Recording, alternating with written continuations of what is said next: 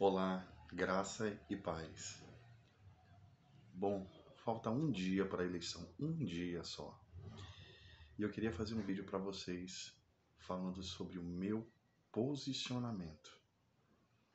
Eu já recebi críticas da ala da direita, eu já recebi críticas da ala da esquerda, porque o meu voto é nulo. E eu vou te dizer por que eu voto nulo. Ah, mas você é pastor, você é um sacerdote, você é um cidadão, você não pode ser covarde, você não pode se acovardar, você não pode ser omisso. E quem disse que eu estou sendo omisso? Na verdade, eu estou tendo meu direito de votar se eu quiser e em quem eu quiser. No primeiro turno eu votei num candidato que eu acreditava e acredito que o projeto dele é o projeto melhor para esse país. Não é porque ele é honesto. Na política, no jogo político, não existem honestos e bons menininhos. Existem projetos e existem pautas das quais você precisa saber qual é a mais acessível e qual é a melhor para você, para a sua família e para o seu povo. E eu particularmente entendi que a melhor pauta era desse candidato. Eu li a obra dele, eu li sobre o Projeto Nacional de Desenvolvimento, e ele, repito, não é porque ele é honesto. Não é porque ele é o mais honesto. Eu não coloco a mão no fogo por ninguém. É porque eu entendi que o projeto desse candidato era o melhor para o país. Agora, falando como pastor, eu vou lhe dizer, eu me sinto envergonhado quando eu vejo uma ala da igreja, e quase 90% dela, que submeteu os púlpitos, os altares, o seu ministério para fazer conchavos e lobbies com político. Trocaram o nome de Jesus e colocaram um Messias. E esse Messias não me representa.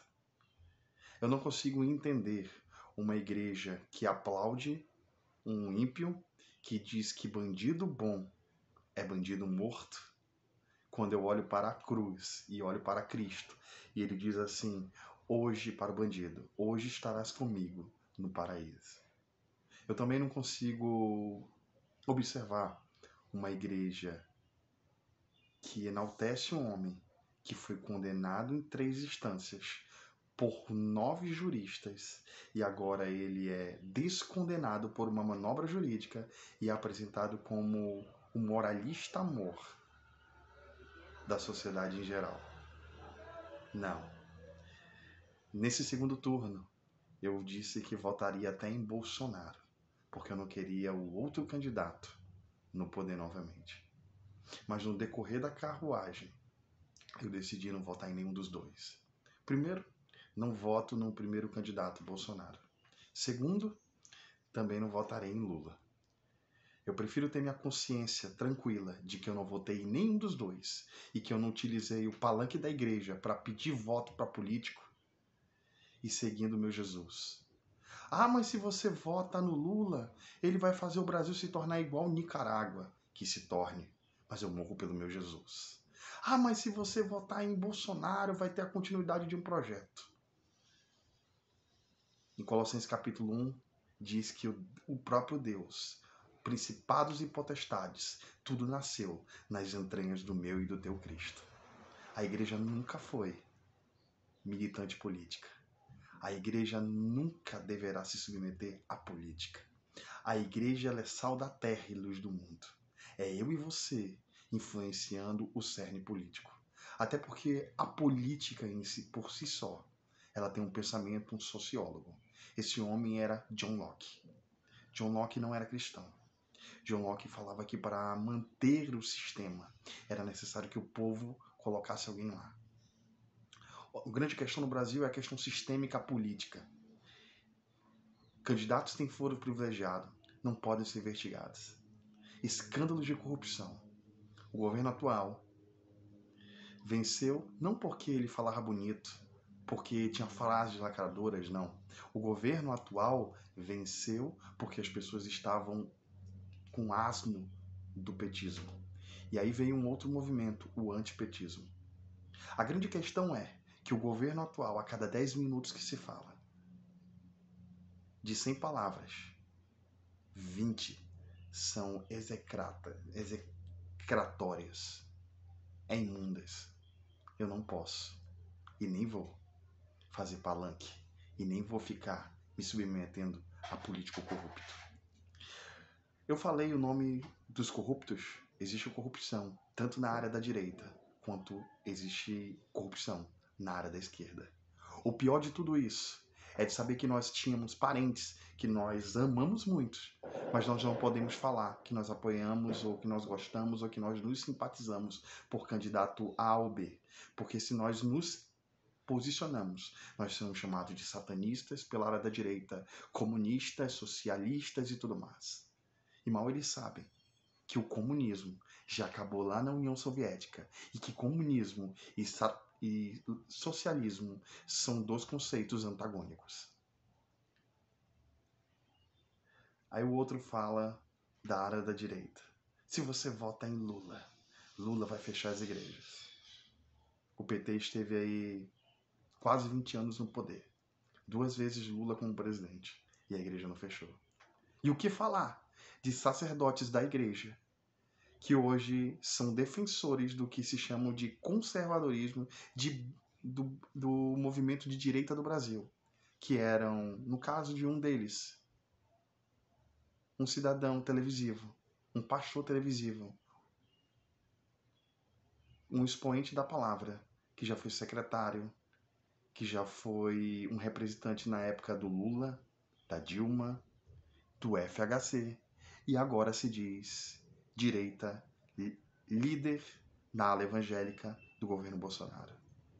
O que falar de pregadores que deixaram de falar da cruz para falarem de político?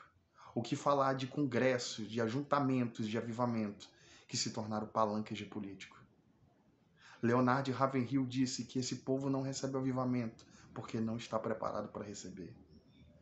O livro de Leonard Ravenhill, Porque Tarda o Pleno Avivamento, é o retrato que nós estamos vendo.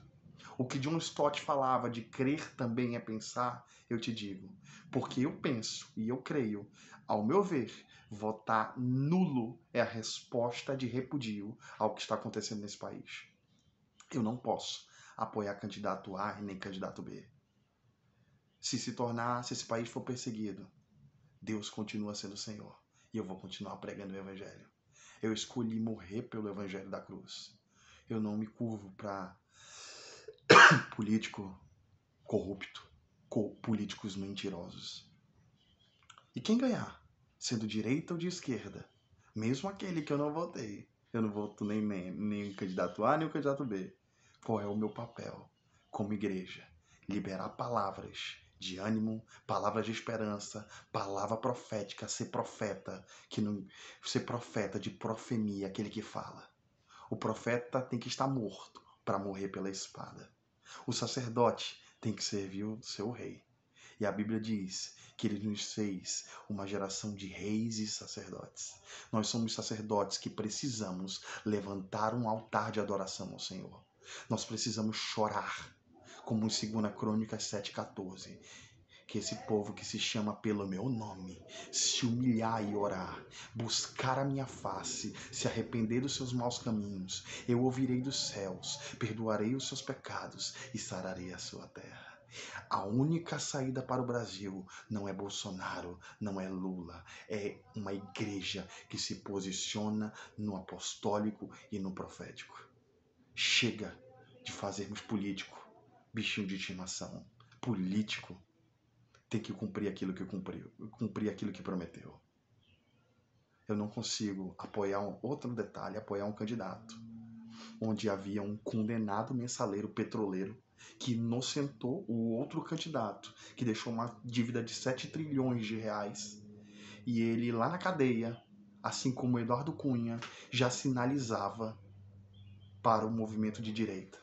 Quando ele sai da cadeia e ele vai para a prisão domiciliar, ele começa a fazer lives, ele cria canal de YouTube, canal de Face e tudo mais, enfim. E lá ele começa a falar de um levante contra a Suprema Corte do Brasil. Isso é crime, isso é satânico. E aí ele atira e a ala da ala governamental apresenta aquele que atirou contra policiais federais como bastião da moralidade. No final da tarde, o presidente do país se posiciona e execra e diz que aquela pessoa que fez aquilo, aquele cidadão que agora está preso numa cadeia, tem que ser tratado como um bandido. Porque quem atira em bandido é bandido. A verdade é que no decorrer desse governo e no governo anterior, houveram coisas muito pesadas e muito satânicas. Eu não estou no Evangelho há poucos dias. São quase 30 anos caminhando com o Senhor. Eu lembro-me de 21 de abril de 2010, Porto Seguro, na Bahia. Eu estava lá. Pastores e apóstolos e bispos de várias partes do Brasil e do mundo levantaram através daquele sacerdote, daquele pastor maior, que é o líder daquele congresso. E a palavra que foi liberada ali era que Marina Silva seria presidente do Brasil. Ora, Marina Silva era cristã, estava ali, quem a levou foi uma apóstola do país. E a partir daquele dia, eu comecei a observar o cenário sistêmico eclesiástico de forma diferente. Aquilo que é chamado de vender o ministério a prato de lentilha é real.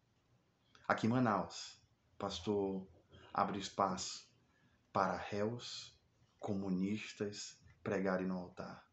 Não, na minha igreja, aonde eu prego, aonde eu tenho ido, eu não farei isso. Político tem que ser cobrado. E o nosso papel como igreja, independente de quem estiver no poder, é orar e buscar a face do Senhor. O juízo de Deus, a ira de Deus é o juízo. E vem juízo pelo Brasil, porque sacerdotes se omitiram do seu papel profético. Deus abençoe vocês. Um abraço.